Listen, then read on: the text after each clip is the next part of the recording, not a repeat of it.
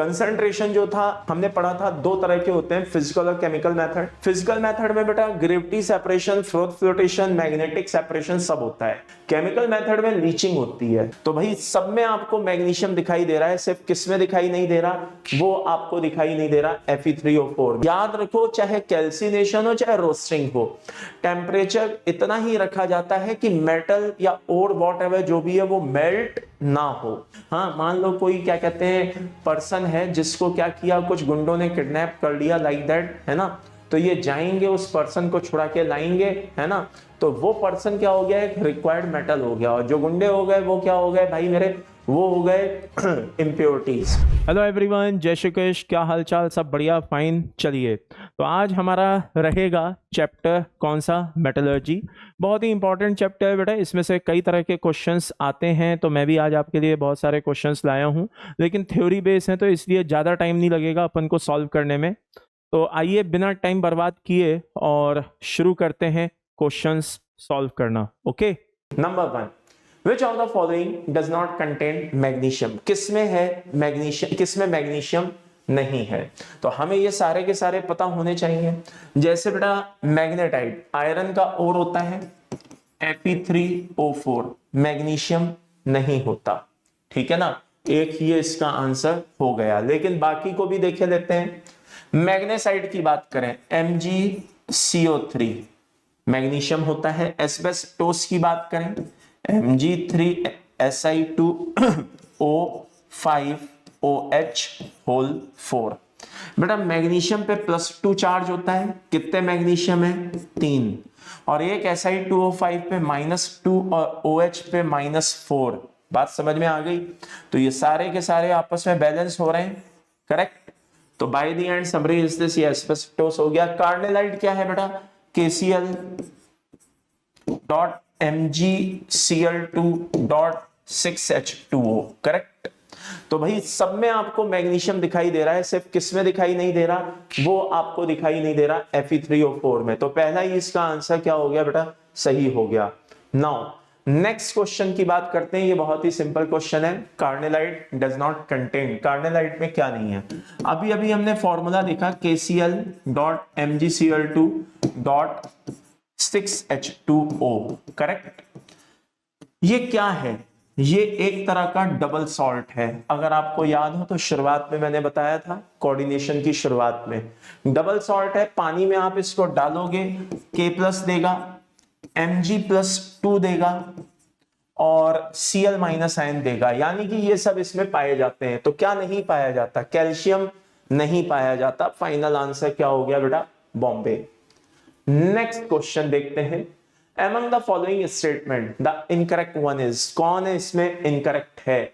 तो देखिए भाई, ये कहता है कैलामाइन और सीडेराइड कार्बोनेट के ओर होते हैं। तो कैलामाइन क्या होता है, ZnCO3, सीडेराइड क्या होता है, FeCO3।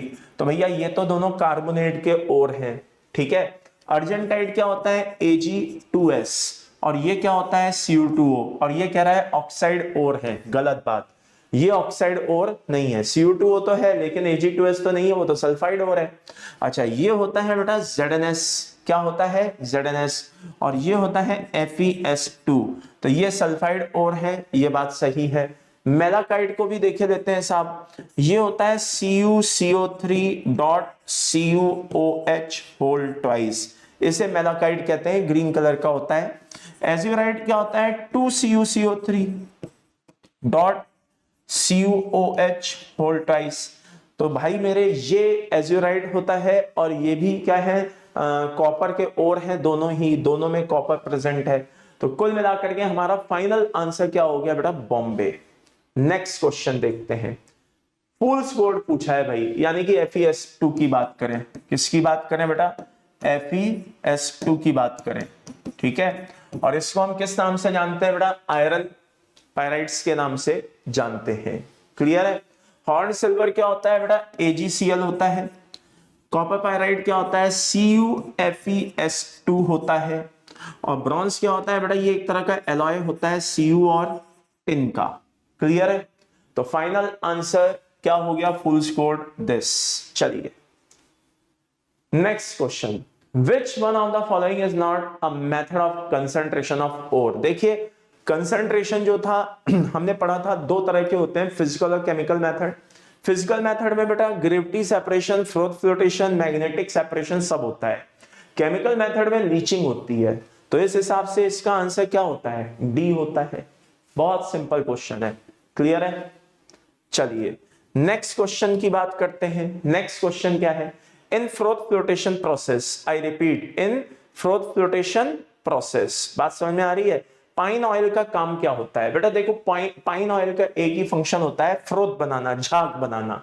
बात समझ में आ गई? तो ये आंसर इसका क्या हो गया? बॉम्बे। नेक्स्ट क्वेश्चन क्या है भाई?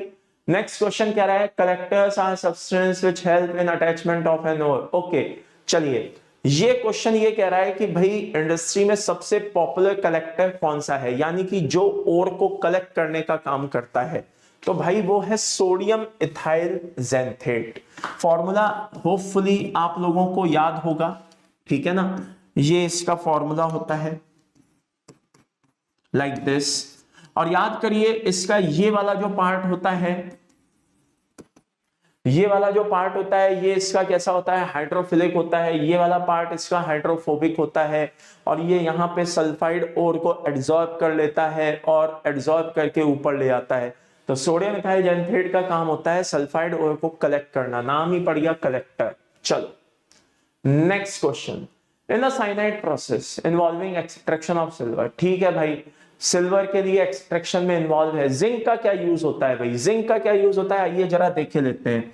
देखिए Ag मान लो हमने लिया, Ag या Ag2S व्हाटएवर हमने लिया, ठीक है ना? और इसकी रिएक्शन हमने किससे जा कराई? सोडियम साइनाइड से जा कराई।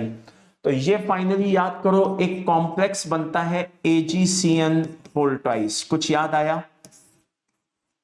ठीक है, अब इसमें से हमें क्या निकालना है? Ag को निकालना है। तो यहां पे हम Ag को निकालेंगे तो by the end summary is this, क्या यूज करेंगे? जिंक। और ये क्या करेगा? Na2ZnCN होल 4 बना करके बात खत्म कर देगा और Ag निकल के बाहर आ जाएगा। याद करो Ag का इस तरह से प्रेसिपिटाइज होकर के बाहर आना सीमेंटेशन भी कहलाता था, मैंने बताया था, ठीक है। चलिए अब इसमें हो क्या रहा है? इसमें हो ये रहा है कि Ag प्लस में कन्वर्ट हो रहा है और जिंक क्या कहते हैं जो है, वेट अ मिनट, थोड़ा गड़बड़ कर दी मैंने, जस्ट अ सेकेंड।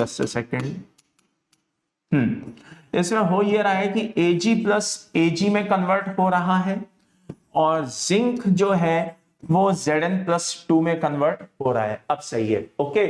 तो Ag का Ag प्लस में जाना, आई रिपीट, Ag का Ag प्लस में जाना, दिस इज रिडक्शन, हाँ या ना? Oxidising agent. और छोड़ो उसको, तो जिंक को देखो, जिंक का Zn+2 में जाना क्या है? ऑक्सीडेशन, यानी कि ये कौन हो गया? Reducing agent, okay.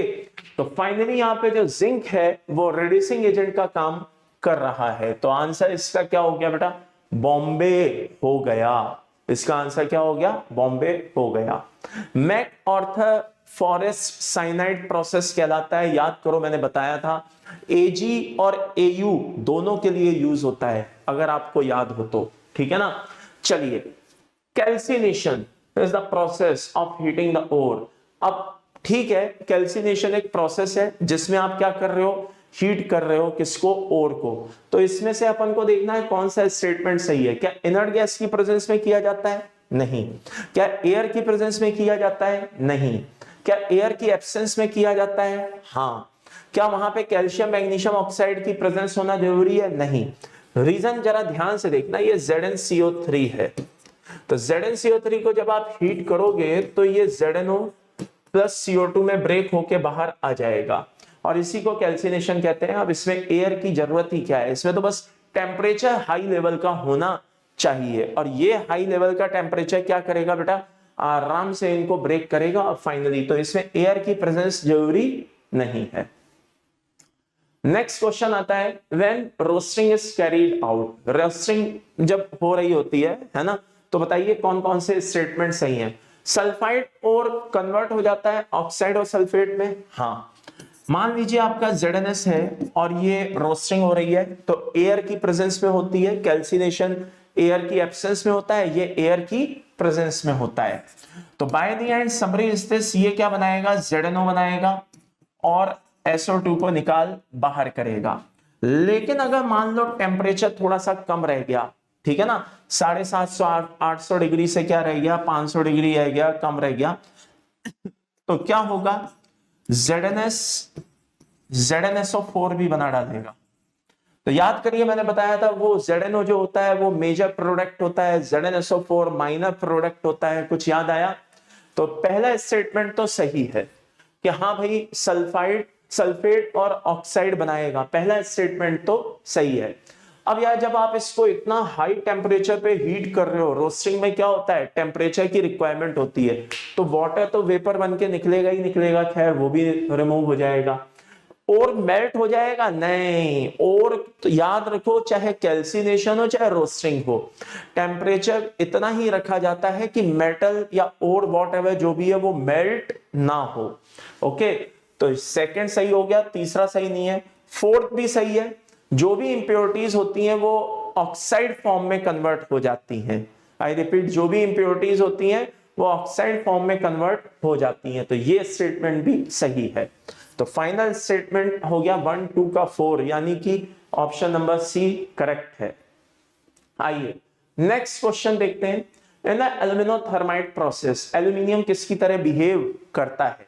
देखिए होता क्या है, जो मेटल ऑक्साइड हम लेते हैं, आई रिपीट, जो मेटल ऑक्साइड हम लेते हैं, ये बात समझ में आ रही है? तो ये मेटल ऑक्साइड क्या करते हैं बेटा, हाँ, एल्यूमिनियम से रिएक्ट करते हैं और एल्यूमिनियम खुद Al2O3 में कन्वर्ट हो जाता है और इनको मेटल में बदल देता है। ये बात समझ में आ रही है? एंड फाइनली हो क्या रहा है, एक 0+3 में कन्वर्ट हो रहा है। आई रिपीट, 0 किस में कन्वर्ट हो रहा है बेटा, +3 में कन्वर्ट हो रहा है। जस्ट ए सेकेंड, ठीक है ना, जस्ट ए सेकेंड। तो ये 0 जो है ये किस में कन्वर्ट हो रहा है बेटा, +3 में कन्वर्ट हो रहा है। तो ये एक तरह का क्या हो रहा है, ये एक तरह का क्या हुआ, ऑक्सीडेशन हुआ। यानी कि ऑक्सीडेशन हुआ तो इसने क्या किया, रिड्यूसिंग एजेंट का काम किया। तो फाइनल आंसर इसका क्या हो गया बेटा, रिड्यूसिंग एजेंट इसका आंसर हो गया। ये बात समझ में आ गई। नाउ नेक्स्ट क्वेश्चन की बात करते हैं। Magnesium can be prepared by electrolysis of aqueous MgCl2, और रीजन कह रहा है कि reduction potential Mg+2 is much lower than that of this. अब फाइनली आप सोचिए कि इसका फाइनल आंसर क्या होगा। तो जरा ध्यान से देखिएगा, अच्छे से देखिएगा। एक्वस MgCl2 की बात चल रही है, पहला पॉइंट तो यहां पे गौर करिए, ठीक है ना, एक्वस MgCl2 की बात चल रही है, ठीक है। जब आप एक्वस MgCl2 लोगे और उसका इलेक्ट्रोलाइसिस कराओगे तो 4 आयन मिलेंगे, एक Mg+2 मिलेगा और एक Cl- मिलेगा, एक H+ मिलेगा, एक OH- मिलेगा। अब जैसा कि आप जानते हो कैटायन कैथोड पे जाता है, एनायन एनोड पे जाता है। तो कैटायन जो है वो यहां पे कितने होंगे, 2, अगर आप एक्वस ले रहे हो तो दोनों के बीच में कंपटीशन छिड़ेगा, दोनों के बीच में कंपटीशन छिड़ेगा कि कौन पहले जाकर के डिपॉजिट होता है। अब पहले जाकर के तो वही डिपॉजिट होगा कैटायन कैथोड पे जिसका रिडक्शन पोटेंशियल ज्यादा होगा। तो हम एक इलेक्ट्रोकेमिकल सीरीज पढ़ चुके हैं, लीके का नाना मंगोलिया है, मन जान के फेंका कार्ड को, निकले सुबह पंजाब, हुआ क्यों हंगामा, आगे और लाइक दैट। ये बात समझ में आ गई। तो इसमें होता क्या है कि मैग्नीशियम जो है वो काफी ऊपर है, हाइड्रोजन काफी नीचे है। तो जिसका रिडक्शन पोटेंशियल ज्यादा है वो पहले जाकर के डिपॉजिट हो जाएगा। तो अगर मैं एक्वस MgCl2 लेता हूं तो मुझे मैग्नीशियम ना मिलकर के हाइड्रोजन मिलेगी कैथोड पे। बात समझ में आ रही है? तो स्टेटमेंट पहला मेरे हिसाब से सही नहीं है, स्टेटमेंट फर्स्ट जो है वो सही नहीं है। यानी कि अगर मुझे MgCl2 से मैग्नीशियम निकालना है तो मुझे एक्वस MgCl2 नहीं लेना है, मुझे एनहाइड्रस MgCl2 लेना है ताकि वहां पे H+ आयन ना हो और मैं आराम से मैग्नीशियम को निकाल सकूं। ओके, दूसरा स्टेटमेंट क्या कहता है, reduction potential of Mg+2 is much lower than, हाँ ये बात तो सही है, वो तो दिखाई दे ही रहा है।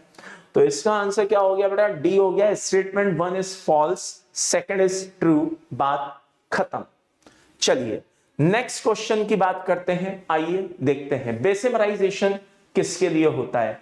बेटा बहुत अच्छे से याद करो, पढ़ा चुके हैं मेटलर्जी, और साफ बताया है कि आयरन और कॉपर के लिए इसका यूज होता है। अगर आपको याद हो तो आयरन और कॉपर के लिए बेसिमराइजेशन का यूज होता है। बात समझ में आ रही है? हाँ, हमने पढ़ा था आयरन की मेटलर्जी में भी बेसिमराइजेशन यूज हुआ था, ठीक है ना। और वहां पे हमने पढ़े थे बेसिमराइजेशन पढ़ा था, ओपन हार्ट प्रोसेस पढ़ा था, अगर आपको याद हो, एक एलडी प्रोसेस पढ़ा था, कुछ याद आया? हाँ, तो ये चीज हम क्या कर चुके हैं वहां पे, हाँ पढ़ चुके हैं। एनीवेज, तो Fe और कॉपर के लिए इसका यूज होता है। आइए next question, formation of NiCO4 and subsequently क्या होता है बेटा, डिकम्पोजिशन भी इसका हो जाता है, डिकम्पोज हो जाता है इनटू Ni और CO में, ठीक है ना। मॉन्स प्रोसेस है। अब मॉन्स प्रोसेस के लिए टेम्परेचर पूछा है कि T1 और T2 कितना कितना है। तो भाई पहले इसके टेम्परेचर की रिक्वायरमेंट कम होती है और दूसरे केस में इसके लिए टेम्परेचर की रिक्वायरमेंट थोड़ी सी बढ़ जाती है। तो पहले स्टेप में 50 डिग्री, 40 डिग्री, 50 डिग्री से भी काम चल जाएगा, 40-50 डिग्री से भी काम चल जाएगा। और यहाँ पे 230, कम से कम 250-230 डिग्री टेम्परेचर की जरूरत होती है। ये बात समझ में आ रही है? तो इतने इतने टेम्परेचर की रिक्वायरमेंट होती है। और ये अब आप बोलेंगे क्या ऐसे हमें सबके टेम्परेचर याद रखने हैं? नहीं, हर एक का आपको टेम्परेचर याद रखने की जरूरत नहीं है। कुछ केसेस में आपको टेम्परेचर याद रखने पड़ेंगे, ये बात ध्यान रखना, ठीक है ना। जैसे डिस्टिलेशन हो गया, मॉन्स प्रोसेस हो गया, वैन आर्कर डिबोर मेथड हो गया, ऐसे केसेस में हमें क्या करना पड़ेगा, टेम्परेचर याद रखना पड़ेगा। एक आयरन की मेटलर्जी है, उसमें भी थोड़ा टेम्परेचर ध्यान रखना पड़ता है, लेकिन हर एक मेटलर्जी के लिए टेम्परेचर याद रखने की जरूरत नहीं है। चलिए नेक्स्ट क्वेश्चन की बात करते हैं साहब। जोन रिफाइनिंग जो है वो किस पर बेस्ड है? तो अगर आपको याद हो तो मेटलर्जी शुरू करते समय पहले दिन, पहले लेक्चर में सबसे पहले मैंने एक ही बात बोली थी कि जो क्वेश्चन अगर आप मेटलर्जी के सॉल्व करना चाहते हैं, मेटलर्जी पे कंट्रोल करना चाहते हैं, तो आपको कुछ बातें पता होनी बहुत जरूरी हैं। और ये मैं अभी भी इसलिए कह रहा हूं ताकि अभी भी वक्त है, अभी भी कुछ नहीं बिगड़ा है ना। देखिए मेटलर्जी पढ़ते समय आपको कुछ बातें पता होनी चाहिए। पहली कि कोई भी प्रोसेस जो हो रहा है वो किसके लिए हो रहा है, और उसका दूसरा बेसिक प्रिंसिपल क्या है। ये दो एक बातें आपको क्लियर होनी चाहिए। तो अब आपको अगर पता है कि भाई जोन रिफाइनिंग किस पे बेस्ड है, उसका बेसिक प्रिंसिपल क्या है, तो बड़े आराम से आप बता देंगे कि दिस इज क्या है, फ्रैक्शनल क्रिस्टलाइजेशन पर बेस्ड है। मैंने बहुत जोर देकर के ये पॉइंट मैंने लिखवाया था। बहुत से बच्चे फ्रैक्शनल डिस्टिलेशन और इन सब पे क्या कहते हैं, कंफ्यूज हो जाते हैं। फ्रैक्शनल डिस्टिलेशन जो है बेटा वो डिस्टिलेशन के लिए यूज होता है, वो एक अलग मेथड है। ये फ्रैक्शनल क्रिस्टलाइजेशन मेथड है। तो फ्रैक्शनल क्रिस्टलाइजेशन मेथड में क्या हो रहा है, मान लो जैसे कि हमने ओर को क्या किया बेटा, इस तरह से एक रॉड की फॉर्म में कन्वर्ट कर दिया, और यहां पे हमने क्या किया, सर्कुलर हीटर को चालू किया। अब सर्कुलर हीटर जिस एरिया के कांटेक्ट में होगा वो एरिया क्या हो जाएगा, मेल्ट हो जाएगा, और इंप्योरिटी उसमें आकर के डिसॉल्व हो जाएंगी। अब मैं कहता हूं मान लो ये सर्कुलर हीटर आगे शिफ्ट हो गया, तो अब वो जहां पे वो एरिया मेल्ट हो जाएगा और ये वाला एरिया सॉलिडिफाई हो जाएगा। तो इसी को हम किस नाम से जानते हैं, फ्रैक्शनल क्रिस्टलाइजेशन। क्या बोलते हैं, फ्रैक्शनल क्रिस्टलाइजेशन। यानी कि थोड़े थोड़े सेगमेंट्स में जो पार्ट हीटर के कांटेक्ट में आता है वो मेल्ट होता है, बाकी सॉलिडिफाई होता है, फिर आगे बढ़ता है तो ये सॉलिडिफाई होता है, वो मेल्ट होता है। तो फ्रैक्शनल क्रिस्टलाइजेशन प्रिंसिपल इसे कहा गया है। फ्रैक्शनल क्रिस्टलाइजेशन पर ये प्रोसेस बेस्ड है। नेक्स्ट क्वेश्चन की बारी आती है साहब। नेक्स्ट क्वेश्चन क्या है, आइए जरा देख लेते हैं। सिलिकॉन है, जर्मेनियम है ना, सेमीकंडक्टर में यूज होते हैं, ठीक है ना। और क्या है भाई, इनकी बहुत अल्ट्रा प्योर फॉर्म में इनका यूज होता है, मतलब। तो ये किसके थ्रू किए जाते हैं, तो बेटा ये इसी के थ्रू किए जाते हैं, ये जोन रिफाइनिंग के थ्रू इसका यूज किया जाता है।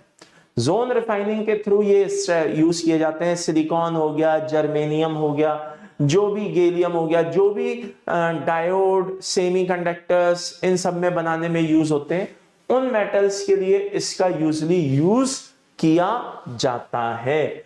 तो जोन रिफाइनिंग मेथड में इसका यूज होता है। किसमें होता है? जोन रिफाइनिंग मेथड के थ्रू इसको बिल्कुल अल्ट्रा प्योर फॉर्म में कन्वर्ट कर लिया जाता है। चलिए, नाउ नेक्स्ट क्वेश्चन है, जरा ध्यान से देखिएगा, बहुत ही इंपॉर्टेंट क्वेश्चन है, इसको भी जरा ध्यान से देख लीजिएगा। मैंने आपको कहा था कि 2-4 रिएक्शंस ऐसी हैं जिनमें हमें टेम्परेचर ध्यान में रखना पड़ता है। तो उन्हीं में से एक ये है, एक तो मॉन्स प्रोसेस हमने पढ़ी लिया जो निकेल के लिए था, जिसमें CO का यूज होता था। ये है वैन आर्केल मेथड। क्या है बेटा? Van आर्केल method. और ये टाइटेनियम, ज़िरकोनियम, हम्फनियम, है ना, थ्योरियम, बोरॉन, इन सब के लिए यूज होता है। ये सब लिखवा चुका हूं। ओके, अच्छा, दोनों में एक कॉमन फीचर क्या है वो भी ध्यान से देख लीजिए। मॉन्ड्स में कार्बन मोनोऑक्साइड यानी कि CO और यहाँ पे आयोडीन, दोनों का एक कॉमन फीचर ये है कि दोनों के दोनों मेटल से रिएक्ट करना पसंद करते हैं। उनकी इंप्योरिटीज से उनको कोई लेना देना नहीं होता है। एंड बाय द एंड क्या करते हैं? रिएक्शन के आखिरी में खुद वापस से क्या हो जाते हैं? रिलीज हो जाते हैं, जिनको रिसाइकल कर लिया जाता है, इनका रीयूज कर लिया जाता है। यानी कि एक तरह से यूं मान लो कि एक तरह के कमांडो है। हाँ, मान लो कोई क्या कहते हैं पर्सन है जिसको क्या किया, कुछ गुंडों ने किडनैप कर लिया, लाइक दैट, है ना। तो ये जाएंगे उस पर्सन को छुड़ा के लाएंगे, है ना। तो वो पर्सन क्या हो गया? एक रिक्वायर्ड मेटल हो गया। और जो गुंडे हो गए वो क्या हो गए भाई मेरे? वो हो गए इम्प्योरिटीज। ओके, तो अब ये वहां से उस पर्सन को ले आए, यानी कि उस मेटल को ले आए। तो ये इस तरह का काम करते हैं। और फिर मालूम चला कि एंड में क्या हो गया? उस मेटल को, उस पर्सन को तो अलग करके ले आए, छोड़ दिया, और वापस से रिसाइकल हो गया, यानी कि वापस से नेक्स्ट मिशन के लिए निकल पड़े। तो ये इस तरह से आप इसको दिमाग में एक कहानी की तरह बैठा सकते हैं। बहुत ही सिंपल प्रोसेस है। चलिए देखिए, ये क्वेश्चन भी बहुत इंपॉर्टेंट है, जरा ध्यान से देखना भाई। एक तो जोन रिफाइनिंग फ्रैक्शनल क्रिस्टलाइजेशन पर बेस्ड है ही। अच्छा, इसमें एक और कैरेक्टर बहुत इंपॉर्टेंट है। क्या? जरा ध्यान से देखना। ये जो हमारा मेटल है जिसको हमने रॉड फॉर्म में कन्वर्ट कर लिया, जिसको हमें क्या करना है? प्यूरिफाई करना है। तो होता क्या है? सर्कुलर हीट है कि जहां ये कांटेक्ट में आएगा वो पार्ट क्या हो जाएगा? मेल्ट। और उस मेल्ट हुए पार्ट में इंप्योरिटी आकर के क्या हो जाएंगी? डिसॉल्व। अब मान लो सर्कुलर हीटर धीरे धीरे आगे बढ़ा, तो सर्कुलर हीटर जहां पहुंचेगा वो वाला पार्ट क्या हो जाएगा? मेल्ट। और जहां से निकल चुका वो वाला पार्ट क्या हो जाएगा? सॉलिडिफाई।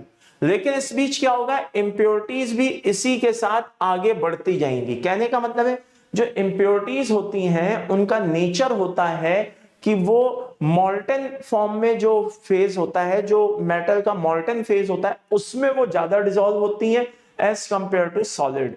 तो सॉलिड से एक बार अगर वो मॉल्टन फॉर्म में जब वो मेटल के उसमें डिसॉल्व हो गई तो वो दोबारा सॉलिड की तरफ मूव नहीं करती। तो इस तरह से ये इसके साथ माइग्रेट करती रहती हैं from one end to another end, from one zone to another zone ये शिफ्ट हो जाती हैं। एंड फाइनली आप कह सकते हैं कि वहां से इसको क्या किया जाता है बेटा? अलग कर दिया जाता है। और इस तरह से मेटल अल्ट्रा प्योर फॉर्म में निकल के सामने आता है।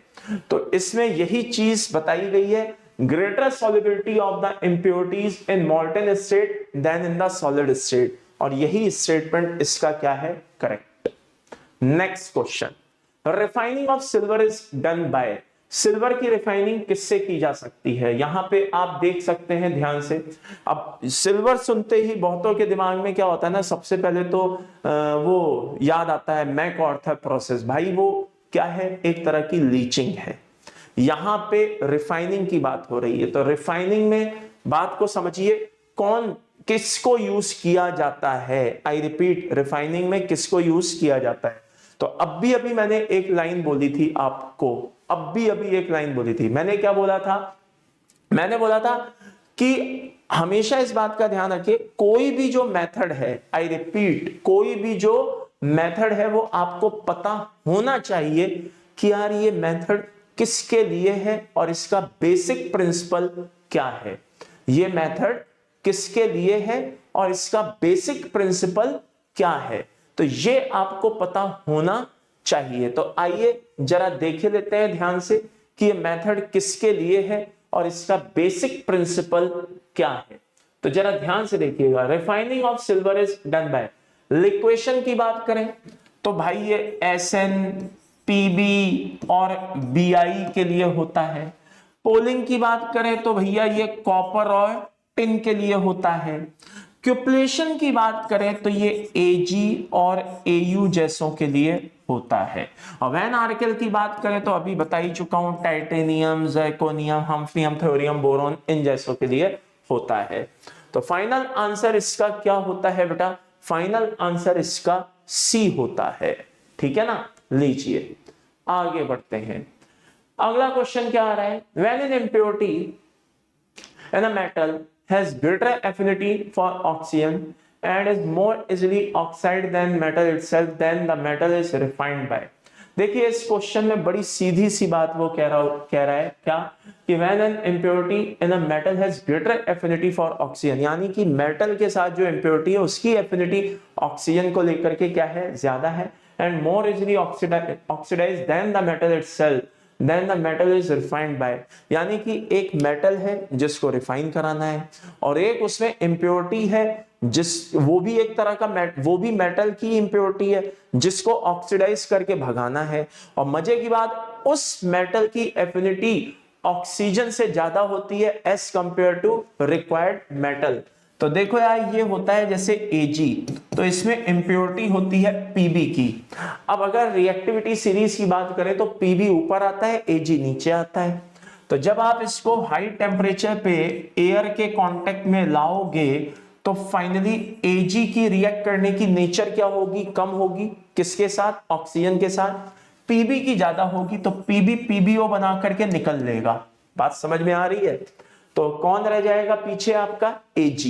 तो ये प्रोसेस जो होता है ये एक्चुअल में क्या है? यही तो क्यूपलेशन है, यही तो अभी हमने यहां पे पढ़ा है। बात समझ में आ रही है?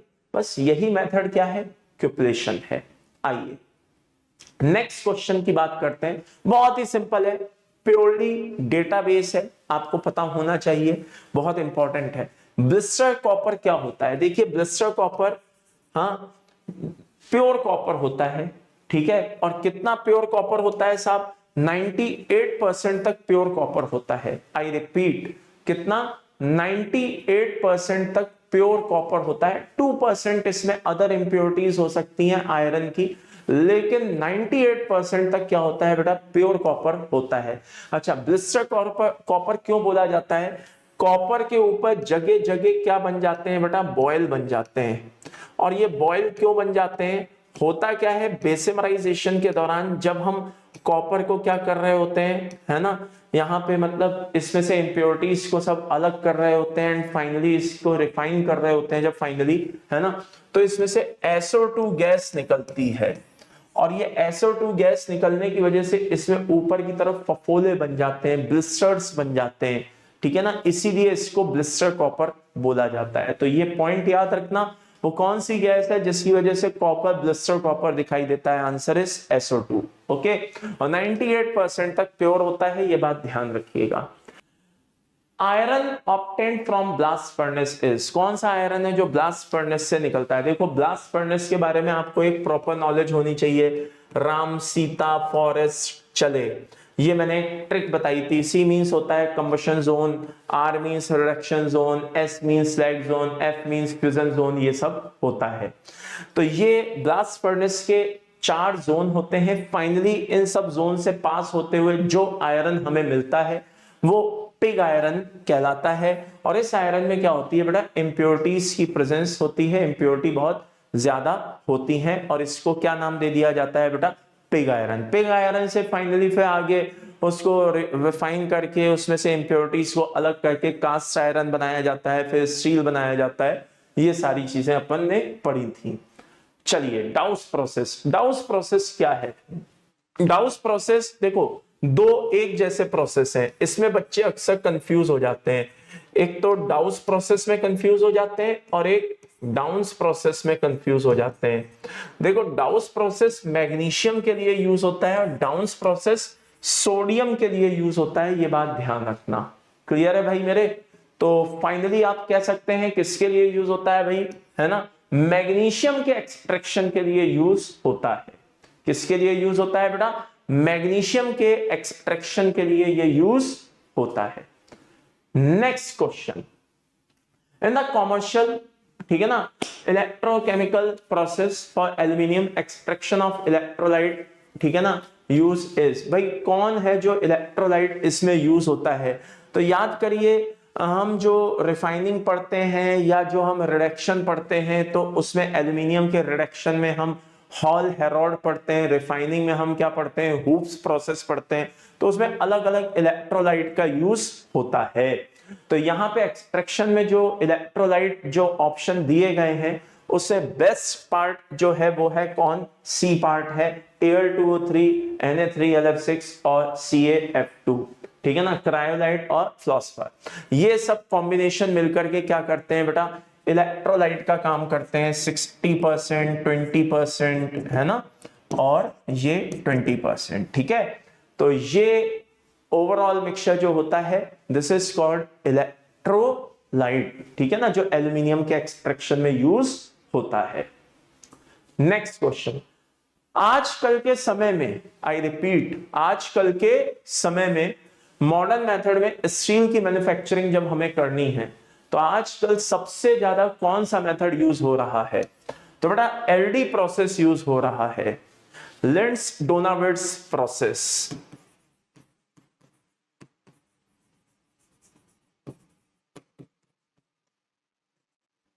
ओके, लिंड्स डोनाविट्ज प्रोसेस यूज हो रहा है, ठीक है ना। इसमें आयरन के रीऑक्सीडाइज होने के चांस सबसे कम रहते हैं। यहां पे क्या होता है, 10 to 15% आयरन रीऑक्सीडाइज होने का चांस रहता है। यहां पे 5 to 10% आयरन का रीऑक्सीडाइज होने का चांस रहता है। लेकिन यहां पे रीऑक्सीडाइज होने के चांस लीस्ट बहुत ही कम होते हैं। बात समझ में आ गई, लेस देन 5% या उससे भी कम, ठीक है। तो आजकल सबसे ज्यादा जो प्रोसेस यूज हो रहा है दैट इज क्या है, एलडी प्रोसेस। ओके, चलिए नेक्स्ट क्वेश्चन है, अगला question, refractory material are generally used in furnace because. देखिए रिफ्रैक्टरी मटेरियल जो हम यूज करते हैं, क्या यूज करते हैं बेटा, रिफ्रैक्टरी मटेरियल, ठीक है ना। जैसे मान लो बेसेमर में ये वर्ड बहुत आया था, अगर आपको याद हो तो, ठीक है। तो बेसेमर में ये वर्ड बहुत आया था, उसके अंदर यहाँ पे क्या होती है, इस तरह से लाइनिंग होती है, ये वो लाइक दैट बताया था मैंने। तो ये किस लिए होती है, क्या काम करता है, वही सारी चीजें यहाँ पे पूछी गई हैं। क्या वो केमिकली इनर्ट होता है, क्या वो हाई टेम्परेचर पे बना रहता है, क्या उसमें इंप्योरिटी नहीं होती, क्या वो they decrease melting point of ore like that, ये सारी चीजें इसमें पूछी गई हैं। तो इसमें से कौन सा सही है, देखिए वो हाई टेम्परेचर पे अंदर बना रहता है और अंदर के टेम्परेचर को मेंटेन करके रखता है और समय आने पर वो इंप्योरिटीज को रिमूव करने का काम भी करता है। बात समझ में आ रही है। तो भैया फाइनल क्या हो गया, इसका बेस्ट आंसर क्या हो गया कि वो हाई टेम्परेचर पे भी बना रहता है। ओके, यही रिफ्रैक्टरी मटेरियल कहलाता है। नाउ ये क्वेश्चन है बेटा, which of the following statement is correct regarding the slag formation during the extraction of metal like copper और iron, ठीक है ना। जरा ध्यान से देखना भाई कि इसमें से वो क्या करेक्ट स्टेटमेंट है रिगार्डिंग स्लैग फॉर्मेशन। ये बात को समझना, स्लैग फॉर्मेशन के रिगार्डिंग बात कर रहा है। देखिए कॉपर हो चाहे आयरन हो वॉटएवर, जब उसमें स्लैग का फॉर्मेशन होता है तो स्लैग को अलग करना पड़ेगा। स्लैग को अलग करने के लिए उसमें कुछ कैरेक्टरिस्टिक्स होना जरूरी है, तभी आप उसको अलग कर सकते हो। कैसे, नंबर 1 इमिसिबल हो, यानी कि जो बना हुआ स्लैग है वो मेटल में, जिस मेटल को हमें प्योर करना है, रिफाइन करना है, उस मेटल में वो इनसॉल्युबल होना चाहिए। नंबर 1 बनेगा, इनसॉल्युबल होगा तो उससे मिक्स नहीं होगा, अपने आप अलग हो जाएगा, पॉइंट नंबर 1। अच्छा फिर अलग होगा कैसे भाई, इनसॉल्युबल है, अलग तो हो गया, अब उसको हम वहां से निकालें कैसे, तो उसका मेल्टिंग पॉइंट कम होना जरूरी है। किससे, मेटल से। कहने का मतलब है मेटल बाद में मेल्ट हो, पहले वो मेल्ट हो जाए। तो तो भाई वो पहले मेल्ट हो जाएगा, अलग हो जाएगा। 2 पॉइंट इनसॉल्युबल होगा, लो मेल्टिंग पॉइंट होगा। अब इनसॉल्युबल भी है, लो मेल्टिंग पॉइंट भी है, तो ऐसा भी तो हो सकता है कि मेटल ऊपर हो और वो नीचे पड़ा हो, बात सही है, तो उसको हल्का होना जरूरी है। तो मेटल से उसको हल्का होना जरूरी है ताकि वो ऊपर की तरफ आ जाए। तो जरा ध्यान से सुनिएगा, इनसॉल्युबल होना जरूरी है ताकि बनने के बाद वापस से मेटल में मिक्स ना हो, उससे पहले मेल्ट हो जाए ताकि उससे आसानी से सेपरेट किया जा सके, प्लस हल्का होना चाहिए ताकि फ्लोट करके ऊपर आ जाए और हम उसको आसानी से अलग कर सकें। तो हमारा जो करेक्ट आंसर हो गया वो क्या हो गया, 1। The slag is lighter and has low melting point होना चाहिए, लो मेल्टिंग टेम्परेचर होना चाहिए देन द मेटल। तो इन दोनों कैरेक्टर, इन सारी कैरेक्टरिस्टिक्स के चलते आप स्लैग को क्या कर सकते हैं, मेटल से अलग कर सकते हैं। नेक्स्ट क्वेश्चन, लीचिंग किसके लिए होती है भाई? बहुत ही इससे सिंपल क्या ही क्वेश्चन होगा, रेड बॉक्साइड, ठीक है ना, किसके लिए होती है भाई? लीचिंग किसके लिए होती है, जरा ध्यान से देख लो। एक तो रेड बॉक्साइड के लिए होती है, गोल्ड के लिए होती है और सिल्वर के लिए होती है। बात समझ में आ रही है? इन तीनों के लिए लीचिंग होती है। याद करिए, एल्यूमिनियम जो बॉक्साइड क्या है, एल्यूमिनियम का ओर है, उसके लिए बेयर, हॉल अपन सब यूज करते नहीं करते हैं, तो ये लीचिंग के मेथड होते हैं। नाउ नेक्स्ट क्वेश्चन है, which of the following is true for calcination of metal ore? कोई मेटल है और मेटल ओर है, उसका हमें क्या करना है, कैल्सिनेशन करना है, क्या सही है? देखिए पहला पॉइंट, ओर इसमें पोरस हो जाता है। हाँ, जब आप इसको क्या करोगे, कैल्सिनेशन करोगे, तो मेटल जो भी मेटेलिक ओर है, जैसे जिंक कार्बोनेट या कोई भी वॉटएवर कार्बोनेट है, हाइड्रोक्साइड जिंक वॉटएवर, तो जब वो ऑक्साइड में कन्वर्ट होंगे तो ओर कैसे हो जाएंगे, पोरस हो जाएंगे। क्यों हो जाएंगे? क्योंकि जो उसमें इंप्योरिटीज हैं वो वॉलेटाइल फॉर्म में निकलेंगी, तो उसकी वजह से ओर कैसे हो जाएंगे, पोरस हो जाएंगे। The ore is heated to a temperature when fusion just begin. गलत, ओर को वहां तक हीट नहीं किया जाता है कि मेल्टिंग पॉइंट आ जाए ना, मेल्टिंग पॉइंट से कम ही रखा जाता है, उसकी फ्यूजन टेम्परेचर यानी कि मेल्टिंग पॉइंट टेम्परेचर से कम ही रखा जाता है, मेल्टिंग पॉइंट को स्टार्ट नहीं होने दिया जाता है। क्या इस दौरान वाटर जो होते हैं वो लूज हो जाते हैं, निकल जाते हैं, वेपोराइज हो जाते हैं? हाँ बिल्कुल हो जाते हैं, वाटर वेपोराइज हो जाते हैं। अच्छा, इंप्योरिटीज ऑफ सल्फर हो गया, आर्सेनिक, एंटीमनी, ये सब रिमूव हो जाती हैं वॉलेटाइल ऑक्साइड फॉर्म में। गलत, वॉलेटाइल ऑक्साइड फॉर्म में नहीं होती साहब, कैल्सिनेशन है। अगर रोस्टिंग होता तो रोस्टिंग में ये वॉलेटाइल ऑक्साइड फॉर्म में रिमूव हो जाती। यहां पे तो सिर्फ सल्फर है, सॉलिड है तो वेपर फॉर्म में बन के निकल जाएगा, फॉस्फोरस है, सॉलिड है तो वेपर फॉर्म में बन के निकल जाएगा, ऑक्साइड नहीं बनाएगा। तो फाइनल आंसर क्या हो गया बेटा, ए और सी। नेक्स्ट क्वेश्चन, पोलिंग किसके लिए होती है भाई? बहुत ही सिंपल है, अभी बता के चुका हूं, कॉपर और टिन के लिए होती है। पोलिंग किसके लिए होती है? कॉपर और टिन के लिए होती है। Now next point, metal which does do not form amalgam, यानी कि ये सिंगल चॉइस भी हो सकता है और मल्टीपल चॉइस भी हो सकता है, ये वो बताना चाह रहा है। तो कौन से मेटल्स हैं जो अमलगम नहीं बनाते? देखिए अमलगम होता क्या है, कोई भी मेटल Hg के साथ मिलकर के क्या कर लेता है बेटा, एलॉय बना लेता है। क्या बना लेता है? एलॉय।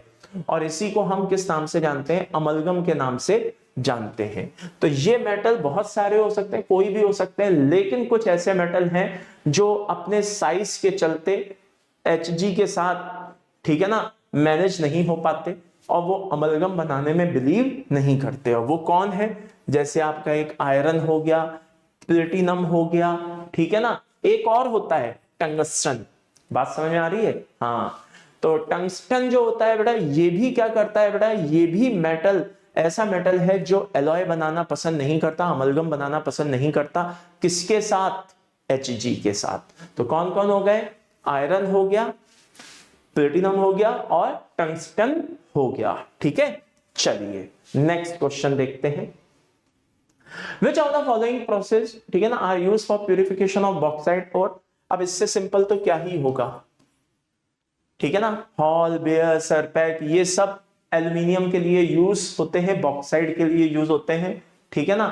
तो ध्यान रखना, बेयर हो गया, हॉल हो गया, ये क्या कहते हैं, रेड बॉक्साइड के लिए होते हैं, और जो सरपैक है वो अपना किसके लिए होता है, व्हाइट बॉक्साइड के लिए यूज होता है, लेकिन होते हैं। चलिए, और मॉन्स तो किसके लिए होता है, निकिल के लिए होता है। किसके लिए होता है, निकिल। ये क्वेश्चन भी बेटा बहुत अच्छा है। ड्यूरिंग एक्सट्रैक्शन ऑफ कॉपर, यानी कि हम कॉपर की मेटलर्जी के बारे में डिस्कस कर रहे हैं। It is obtained in the form of molten matte. बात समझ में आ गई। और which of the following is true, मतलब मोल्टन मेट के बारे में हमें फोकस करते हुए ये देखना है कि कौन सा स्टेटमेंट सही है, कौन सा स्टेटमेंट गलत है। तो पहले तो हमें मेट के बारे में पता होना चाहिए कि आखिरकार मेट होता क्या है। बात समझ में आ रही है। मेट एक्चुअल में बेटा कॉम्बिनेशन है किस चीज का, CO2S का और FeS का। CO2S यहां पे आप मान सकते हैं 98% होता है और FeS कितना होता है बेटा, 2%। ये बात समझ में आ गई। तो स्मेल्टिंग के दौरान जब मेट का फॉर्मेशन होता है तो उसको फर्दर बेसेमर में ट्रांसफर कर दिया जाता है।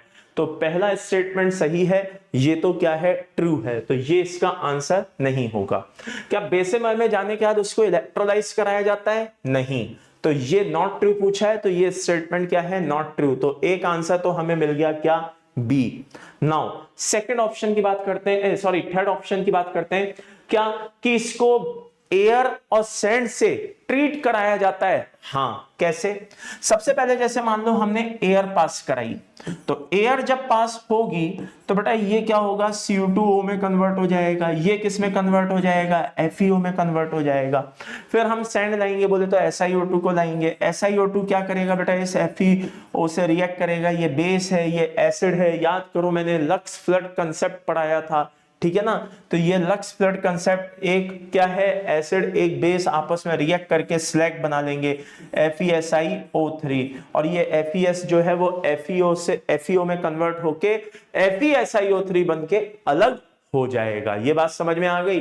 तो एक तरह से देखा जाए ये स्टेटमेंट भी क्या है बेटा, सही है। तो इसका भी ये आंसर नहीं होगा, ये भी स्टेटमेंट सही है, हमें तो नॉट ट्रू पे जाना है। तो डी ऑप्शन क्या है कि फर्दर इसको डिसॉल्व कर दिया जाएगा, क्या इसमें, नहीं, गलत। क्यों, क्योंकि इसके बाद जो CO2 होता है, होता क्या है, एयर सप्लाई को ब्लॉक कर दिया जाता है। एयर सप्लाई को ब्लॉक कर देते हैं तो इधर तो CO2S जो पहले से थोड़ा बहुत बचा हुआ है, जो अभी CO2 में कन्वर्ट नहीं हुआ था, तो वो CO2S और ये CO2O आपस में रिएक्ट करके क्या करते हैं बेटा, सेल्फ प्रोडक्शन चालू कर देते हैं एंड फाइनली कॉपर निकल के तैयार हो जाता है, जिसको हम ब्लिस्टर कॉपर कहते हैं। अभी थोड़ी देर पहले वो भी मैंने आपको बताया था। ओके, तो ये हमारे दो आंसर हो गए इसके, बी और डी, क्योंकि नॉट ट्रू पूछा है। ओके, नाउ नेक्स्ट क्वेश्चन आता है हमारा, the number of following pair is correctly matched. कौन कौन से इसमें है जो सही मैच हो रहे हैं, आइए जरा देख लेते हैं। वैन आर्किल मेथड जर्कोनियम के लिए होता है, बिल्कुल सही बात है। मॉन्स प्रोसेस निकल के लिए होता है, ये गलत है, ठीक है ना। Froth flotation method sulphide ore के लिए होता है। सिरुसाइड क्या होता है, PbCO3। बात समझ में आ रही है, तो ये गलत है, इसके लिए नहीं होता, ठीक है। डिस्टिलेशन जिंक के लिए होता है, ये सही है। पोलिंग कॉपर के लिए होता है, ये सही है। बात समझ में आ रही है। और अमलगमेशन जो गोल्ड है वो भी क्या करता है बेटा, Hg के साथ एलॉय बनाने में कैपेबल है, अमलगमेशन यूज होता है। तो फाइनल आंसर इसके कितने हो गए, 4 सही मैच कर रहे हैं। ये क्वेश्चन बेटा बहुत ही इंपॉर्टेंट है, ध्यान रखना। जिस समय मैं आपको एलिंगम डायग्राम पढ़ा रहा था, पूरे कम से कम शायद 2 लेक्चर मैंने बहुत अच्छे से पढ़ाया था, एक्सप्लेन किया था। 5 पॉइंट मैंने बहुत इंपॉर्टेंट बोले थे, मैंने कहा ये 5 पॉइंट्स पढ़ लेना, पूरा एलिंगम डायग्राम आप क्या कर लोगे, क्रैक। बेसिकली कहानी कुछ इस तरह से है कि अगर आपको ये ग्राफ पढ़ना आता है तो इसके ऊपर बेस्ड कितने भी क्वेश्चन आ जाएं, ठीक है ना, सब में आपको ये ग्राफ दिया हुआ होगा। ये एक तरह का पैराग्राफ वाला क्वेश्चन है, उसमें ये ग्राफ आपको मान लो दिया हुआ है, और इसके बेसिस पे आपको क्या करना है बेटा, क्वेश्चन देखना है, इसमें जो इंफॉर्मेशन दी गई है उसको समझना है और क्वेश्चन को सॉल्व कर देना है। तो ग्राफ पढ़ना आपको आना चाहिए। मैंने कुछ पॉइंट्स बताए थे, अगर याद हो, ठीक है ना। Delta G equal to del H minus T del S के बेसिस पे मैंने पूरा इसको एक्सप्लेन किया था। मैं कहा एंट्रोपी अगर इस तरह की होगी तो ग्राफ कैसा होगा, लाइक दैट सारी चीजों को एक्सप्लेन किया था, ठीक है ना। कि जो मेटल के ऑक्साइड्स होते हैं वो पॉजिटिव स्लोप बनाते हैं, नॉन मेटल के नेगेटिव या फिर पॉजिटिव या स्ट्रेट कैसे भी हो सकते हैं, बताया था सब कुछ। फिर ऊपर वाले मेटल ऑक्साइड नीचे वालों से रिड्यूस हो सकते हैं, लेकिन इसका अपोजिट सही नहीं है। ग्राफ में जैसे जैसे हम नीचे से ऊपर जा रहे हैं वैसे वैसे स्टेबिलिटी में कमी आती जा रही है। ये सारी बातें मैंने एक्सप्लेन की थी, ठीक है ना। तो वो जो मैंने एलिंगम डायग्राम पूरा 2 लेक्चर में अच्छे से समझाया था वो आपके नॉलेज में होना चाहिए। तो आइए जरा नॉलेज चेक कर लेते हैं। हाँ, पहला, which of the above curve is wrongly presented। चाहूं तो एक लाइन में क्वेश्चन को खत्म कर सकता हूं एक शब्द में, लेकिन नहीं, आइए इसको बिल्कुल जीरो से समझने की कोशिश करते हैं। कैसे, जरा ध्यान से देखना। पहला है सी से सीओ, ये प्रेजेंटेशन दिया है, लेट्स सी, देख लेते हैं भाई ये सही है या गलत है। कार्बन और ये O2 आपस में मिलकर के बनाते हैं क्या, CO। क्लियर है भाई, बैलेंस कर लिया, बैलेंस हो रहा है। अब आप जरा डेल एस के बारे में सोचिए, एंट्रोपी के बारे में। ये प्रोडक्ट है और ये आपका रिएक्टेंट है। प्रोडक्ट कितने हैं, 2, रिएक्टेंट कितना है, 1, यानी कि एंट्रोपी आई आपकी पॉजिटिव, यानी कि स्लोप हो गया नेगेटिव। तो पहला प्रेजेंटेशन तो बिल्कुल सही है। आगे बढ़ते हैं। हाँ, ये मेटल ऑक्साइड के, ठीक है ना, ZI, PB, MG, ये सब किसके हैं, मेटल ऑक्साइड्स के हैं सारे। तो मेटल ऑक्सीजन से रिएक्ट करके जब मेटल ऑक्साइड बनाता है तो एंट्रोपी के बारे में जरा विचार कर लेते हैं भाई। ये तो सॉलिड है, ये गैस है, और ये प्रोडक्ट है और ये रिएक्टेंट है। तो by the end summary is this, ये जो प्रोडक्ट माइनस रिएक्टेंट जो हमारे पास बचा, I repeat, product minus reactant जो हमारे पास बचा, ये किस में बचा लाला, नेगेटिव में बचा। अगर ये नेगेटिव में बचा तो इसके स्लोप कैसे होने चाहिए, पॉजिटिव होने चाहिए। Zi का स्लोप, मैग्नीशियम का स्लोप क्या है, पॉजिटिव है, लेकिन Pb का स्लोप नेगेटिव है, यानी कि ये गलत प्रेजेंटेशन है, बात खत्म। आगे बढ़ते हैं। Second question, which of the above metal oxide is having minimum thermal decomposition temperature। देखिए हमने एक लाइन पढ़ी थी, डेल्टा जी पॉजिटिव होता है, रिएक्शन नॉन स्पॉन्टेनियस होती है, डेल्टा जी नेगेटिव होता है, रिएक्शन स्पॉन्टेनियस होती है। फिर मैंने बताया था जैसे जैसे मैं ग्राफ में ऊपर जाता जा रहा हूं, डेल्टा जी नेगेटिव में कमी आती चली जा रही है, पॉजिटिव में आते जा रहे हैं, यानी कि रिएक्शन बेमन से हो रही है। मेटल ऑक्सीजन से रिएक्ट करके बेमन से मेटल ऑक्साइड बना रहा है। तो जो बेमन से मेटल ऑक्साइड बना रहा है, यानी कि उसकी बॉन्डिंग भी कैसी होगी, वीक होगी, यानी कि वो थर्मली लीस्ट स्टेबल होगा, मिनिमम स्टेबल होगा। तो जो सबसे ऊपर बैठा हुआ है उसका डेल्टा जी सबसे कम, यानी कि वो सबसे ज्यादा अनस्टेबल। तो ZiO2 इसका क्या होगा, फाइनल आंसर होगा। Which of the following metal oxide can be reduced by Fe, है ना, जहां पे Fe क्या काम कर रहा है, एक रिड्यूसिंग एजेंट का काम कर रहा है। अब भी अभी बताया मैंने कि ऊपर वाले मेटल नीचे मेटल ऑक्साइड नीचे वाले मेटल से क्या हो सकते हैं, रिड्यूस हो सकते हैं। तो आयरन किसको रिड्यूस कर सकता है भाई, अपने ऊपर वालों को, नीचे वालों को तो कर नहीं सकता। तो ऊपर तो कौन है, केवल Zr है, कैल्शियम मैग्नीशियम तो कहां है, नीचे पड़े हुए हैं। तो भाई मेरे नीचे वाला मेटल ऊपर वाले मेटल ऑक्साइड को क्या कर सकता है, रिड्यूस कर सकता है। तो मेरे भाई एलिंगम डायग्राम बहुत अच्छे से पढ़ लेना, उसके बेस पे क्वेश्चन आते हैं, ये ध्यान रखिएगा। चलिए नेक्स्ट क्वेश्चन है, कॉलम को मैच कराना है, बहुत ही सिंपल है, और होपफुली आप लोग वीडियो पॉज कर करके सारे क्वेश्चन सॉल्व कर रहे होंगे, ठीक है ना। चलिए देखिए, अभी थोड़ी देर पहले मैंने बोला था डाउज, डाउन, है ना, डाउन डाउज, ये थोड़े से नेम हैं ऐसे हैं जो कंफ्यूजन क्रिएट कर देते हैं। डाउन्स प्रोसेस जो होता है वो सोडियम के लिए होता है, तो इसका आंसर ये हो जाएगा। डाउज मैग्नीशियम के लिए होता है, ये हो जाएगा। और हॉल हेरॉल्ड एल्यूमिनियम के लिए होता है, ये हो जाएगा। बात समझ में आ रही है। तो by the end summary is this, ये इसके आंसर हो गए। चलिए नेक्स्ट क्वेश्चन की बात करते हैं। Match the column 1 column 2, select the correct answer using the code फलाना ढिमक्का। आइए इनको मिक्स मैच कराते हैं, कौन किसके साथ मैच होगा। देखिए साइनाइड प्रोसेस किसके लिए होता है, Ag या फिर Au के लिए। फ्रोथ फ्लोटेशन प्रोसेस किसके लिए होता है, सल्फाइड ओर के लिए। इलेक्ट्रोलाइटिक रिडक्शन हॉल हेरॉल्ड कराते हैं हम एल्यूमिनियम के लिए। जोन रिफाइनिंग हम किसके लिए कराते हैं? Silicon, germanium, gallium, indium, boron जैसों के लिए, हाँ या ना? चलिए, तो ये भी हमारा क्वेश्चन सॉल्व हो गया। नेक्स्ट क्वेश्चन देखते हैं। A substance used as a froth stabilizer in froth flotation process। देखिए, फ्रोथ स्टेबलाइजर का काम होता है जो फ्रोथ का फॉर्मेशन होता है उसको लंबे समय तक वहां पे बनाए रखना। तो फ्रोथ बेसिकली जो बनाया जाता है वो तो ऑयल मिला के बनाया जाता है, लेकिन उसका ड्यूरेशन हमें बढ़ाना है, उस फ्रोथ का ड्यूरेशन बढ़ाना है। तो वो कैसे बढ़ेगा? एनिलीन मिला करके। एनिलीन फ्रोथ स्टेबलाइजर का काम करता है बेंजीन के साथ। क्या होता है बेटा? NH2 होता है। Okay, this is called aniline. चलिए, next question, the reaction that does not define calcination. वो कौन सी रिएक्शन है जो कैल्सिनेशन को डिफाइन नहीं करती? देखिए, कैल्सिनेशन क्या है? एक हाइड्रेटेड ऑक्साइड का ऑक्साइड में बदलना कैल्सिनेशन है। कार्बोनेट्स का ऑक्साइड में बदलना कैल्सिनेशन है। ये भी यहां पे भी वही हो रहा है, याद करिए, एग्जांपल भी दिया था। लेकिन सल्फाइड का इस तरह से ऑक्सीडाइज होकर के ऑक्साइड में बदलना, ये कैल्सिनेशन नहीं है। ये तो क्या है?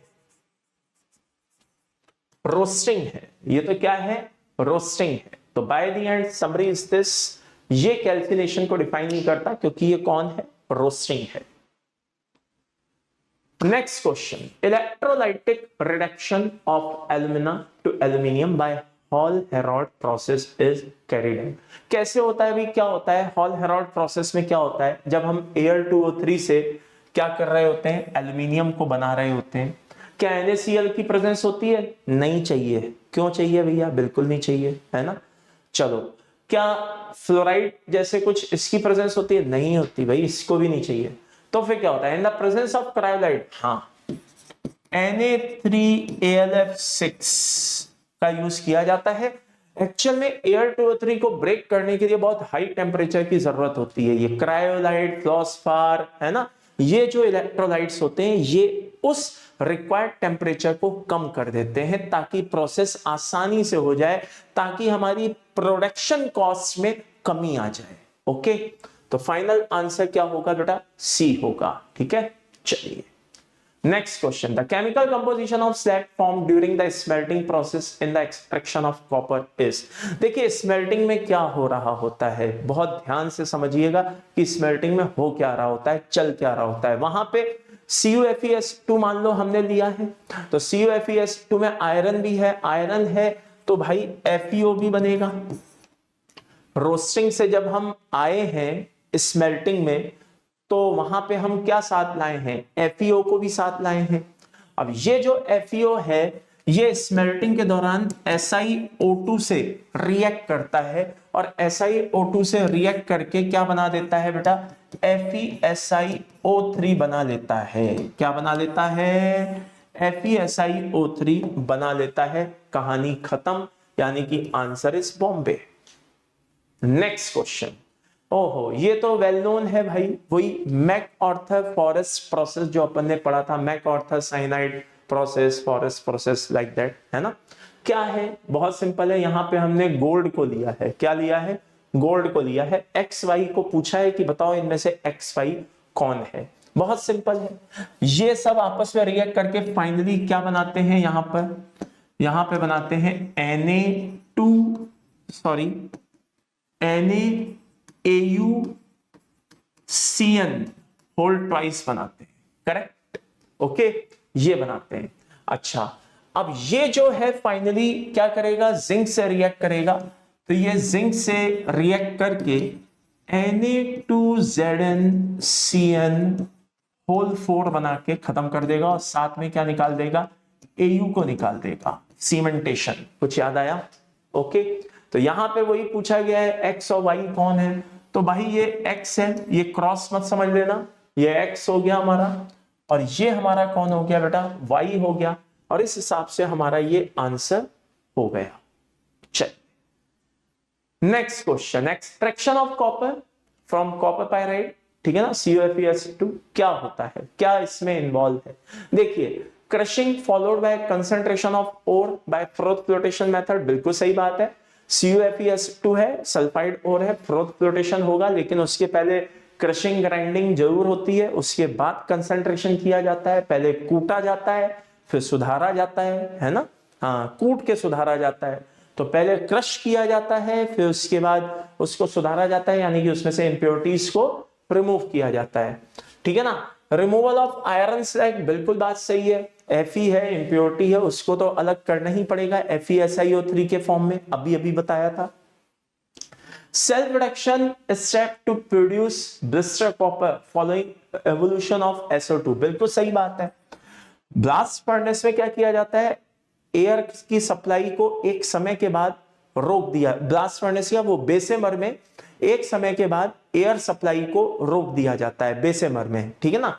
तो वहां पे CO2s जो है काफी हद तक CO2 में बदल चुका होता है, लेकिन अब एयर सप्लाई को ब्लॉक कर दिया तो बाकी बचा हुआ CO2s उस CO2O के साथ रिएक्ट करके CuO प्लस SO2 बना लेते हैं, यानी कि ये तो रिड्यूसिंग एजेंट का काम कर रहा होता है और ये ऑक्सीडाइजिंग एजेंट का काम कर रहा होता है, और ये बनने वाला कॉपर ब्लिस्टर कॉपर होता है। अब भी थोड़ी देर पहले बताया था, SO2 गैस निकलने की वजह से वो बॉइल्स बन जाते हैं, क्या बन जाते हैं, बॉइल्स बन जाते हैं। अच्छा, ब्लिस्टर कॉपर का कार्बन रिडक्शन से कोई लेना देना नहीं है, तो फाइनल आंसर इसका क्या हो गया बेटा, ABC। तो ये थे बेटा हमारे आज के सारे क्वेश्चन। नेक्स्ट टर्न पे नए चैप्टर के साथ मुलाकात होगी, salt analysis. Take care, bye bye, love you all, God bless you.